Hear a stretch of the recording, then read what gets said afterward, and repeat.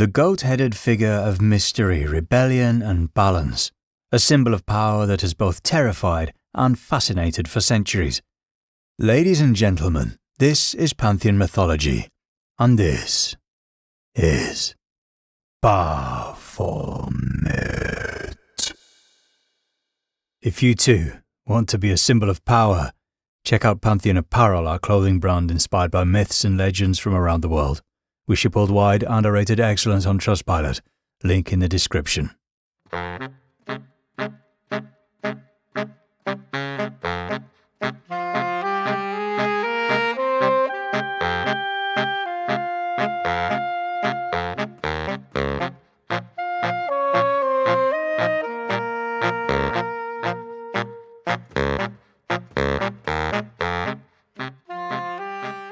For centuries, Baphomet or Baphomet has been shrouded in mystery. Is it a demon, a god, a symbol of rebellion, or a misunderstood scapegoat? A goat-headed figure often linked to occult traditions, but its meaning goes far beyond the sinister imagery that it's known for today. From representing duality and wisdom to becoming a controversial icon in modern culture, its story is one of transformation, rebellion, and mystery that refuses to fade. The name first surfaced during one of history's most infamous crackdowns, the trial of the Knights Templar in the early 14th century.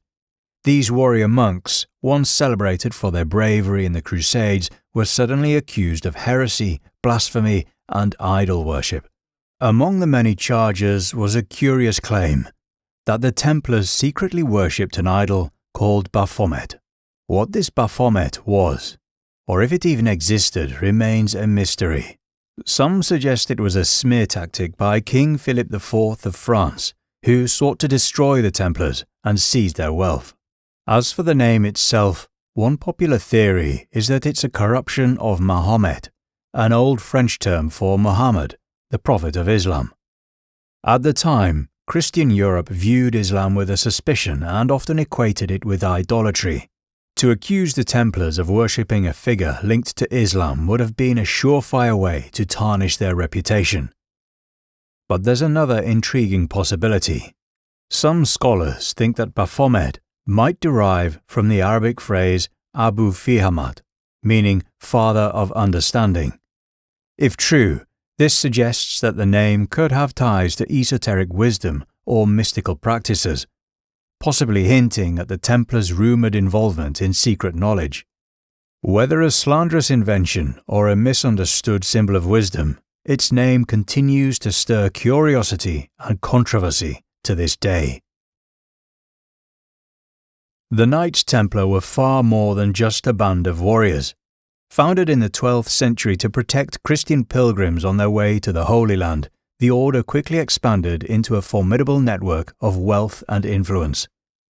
They managed estates across Europe, pioneered early banking systems, and even lent money to monarchs. But with the Crusades drawing to a close, the Templars found themselves without their original purpose, and vulnerable to envy, suspicion, and betrayal. Their downfall began in 1307, when King Philip IV of France, desperate to escape his crippling debt to the Templars, accused them of heresy. Among the most damning allegations was that they worshipped a forbidden idol called Baphomet, said to be central to secret, blasphemous rituals. But these accusations were far from random. Philip saw the charges as an opportunity to dismantle the order, erase his debt, and seize their immense wealth. Under the brutal methods of 14th century interrogations, Templar knights confessed to revering a mysterious idol. Descriptions of this figure were wildly inconsistent. Some claimed it was a severed head, others a bearded man or animal-like figure. There were even claims that the idol granted wisdom or mystical powers. Yet despite these lurid accounts, no physical evidence of Baphomet was ever discovered. The lack of consistency and tangible proof only deepened the mystery. For the Templars, the accusation of Baphomet worship came as both a weapon and a legacy. Whether the name was a corruption of Mahomet or a fabrication by Philip's interrogators, it added an air of occultism to their charges. This turned the once revered knights into heretical villains in the eyes of the public. By 1312, the order was officially disbanded, and its leaders, including Grand Master Jacques de Molay, were burned at the stake. Even as the flames consumed him, de Molay reportedly cursed his accusers, proclaiming the innocence of his brothers. Whether the accusations stemmed from greed, fear, or calculated ambition, they planted the seeds of an enduring legend. Baphomet's name became synonymous with secrecy, forbidden knowledge, and the dark underbelly of power, transforming a smear campaign into one of history's greatest enigmas. By the mid-19th century, the name Baphomet had faded into obscurity, a relic of the accusations that had brought down the Knights Templar. That changed thanks to Eliphas Levi, a French occultist who gave the figure a complete makeover and transformed it into something truly iconic. Born Alphonse Louis Constant, Levi started out as a Catholic seminarian, but abandoned his religious training to dive headfirst into the world of mysticism and esotericism. He went on to become one of the most influential figures in the revival of Western occult traditions. Levi's 2-volume work, Dogma and Ritual of High Magic, introduced a version of Baphomet that would define how we see the figure today.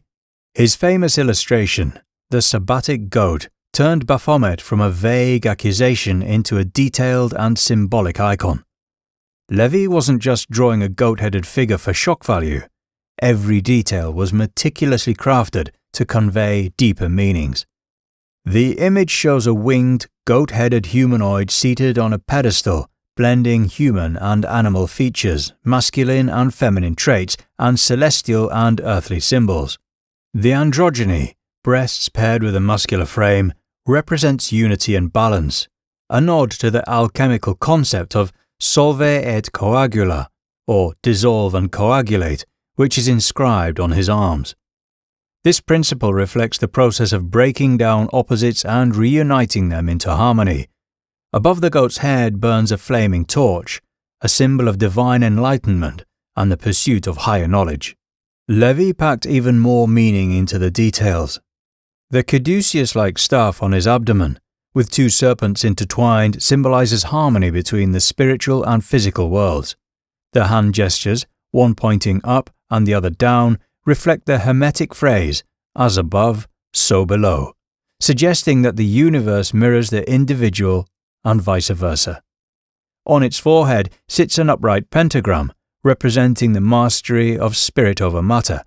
Even the goat's head itself ties into the biblical concept of the scapegoat, a symbol of rejection, transformation, and redemption.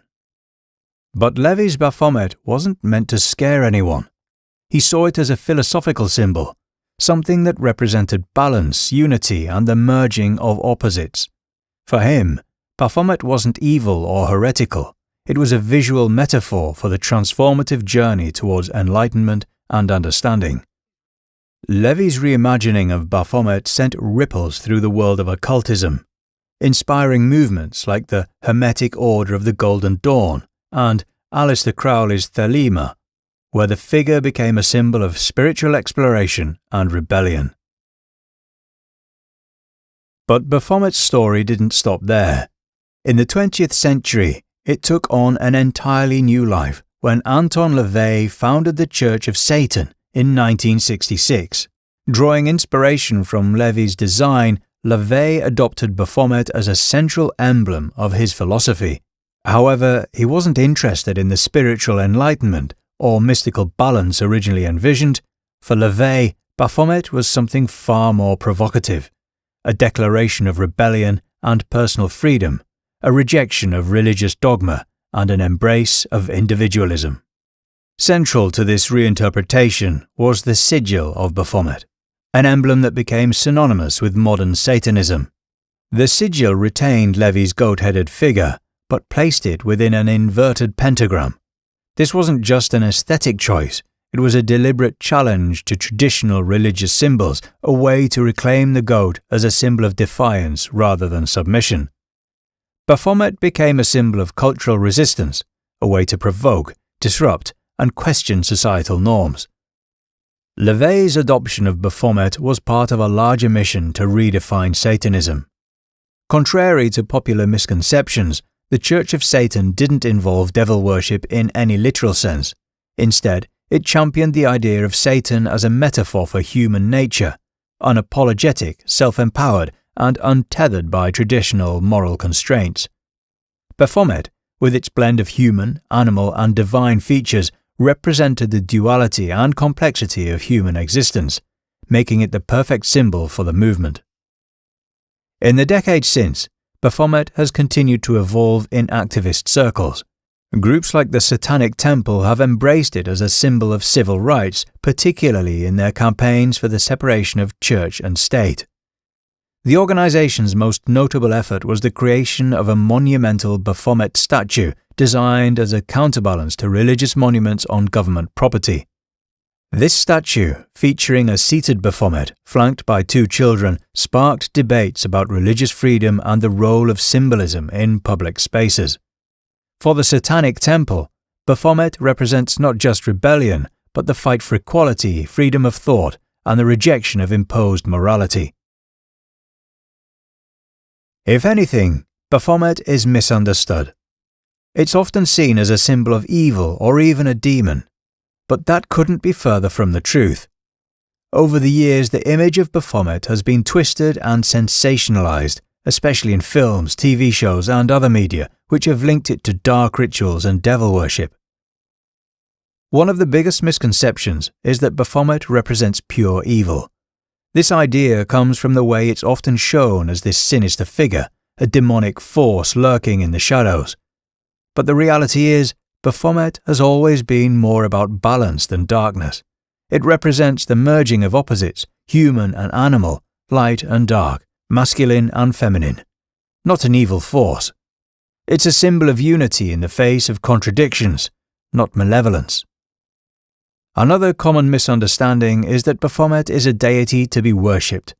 Some assume that because it's associated with the Church of Satan, it must be an object of worship. But that's not the case. For Anton LaVey and his church, Baphomet wasn't something to pray or revere. It was a symbol. It represented rebellion against religious dogma and a call for individual freedom. It wasn't about worshipping a dark god. It was about rejecting traditional religious constraints and embracing human nature.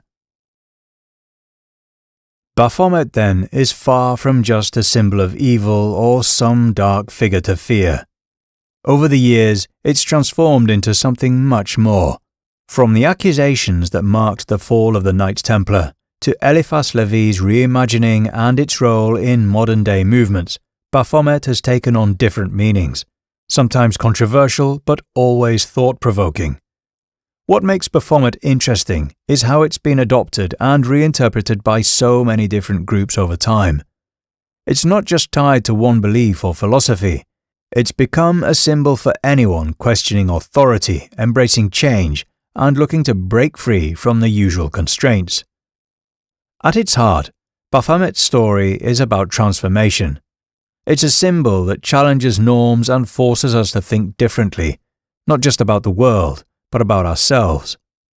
Whether it's seen as a symbol of personal freedom, spiritual growth, or simply the balance of opposites, Baphomet's journey reflects the way we all navigate life's contradictions. It's not about darkness. It's about embracing the complexities of being human and growing from them.